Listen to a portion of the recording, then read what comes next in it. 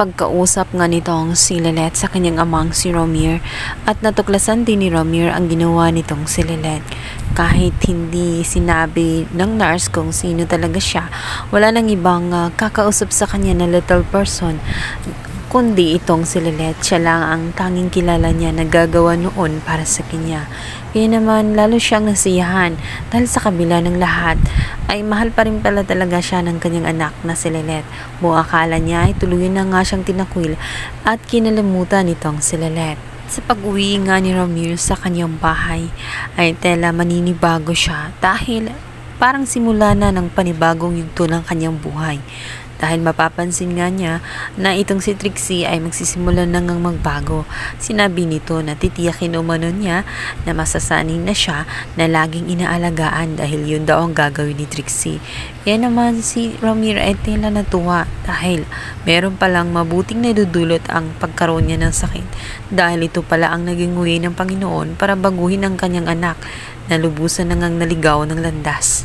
Magbago man si Patricia at itong si Trixie dito kay Romir, ngunit hindi pa rin ito nagbabago ng hangarin na walang ibang makakapasok sa kanilang pamilya kundi sila lamang. Makasarili pa rin ang mga ito at hindi pa rin hahayaan na si Lilet ay makapasok. Kung kaya't gumagawa si Lilet ng palihim na hakbang nang sa ganon maalagaan kahit papano ang kanyang ama.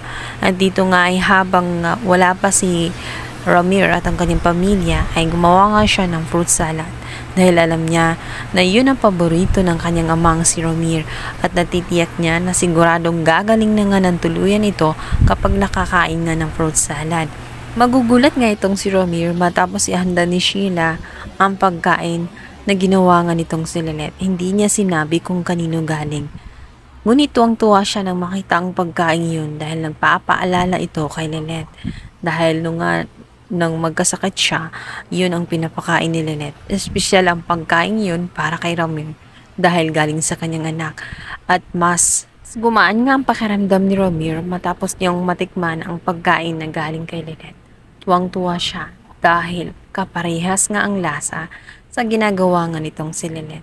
Kung kaya't naparami ang kanyang kain, hinikayat na rin niya ang kanyang katulong na si Sheila na sumalo na sa kanyang pagkain.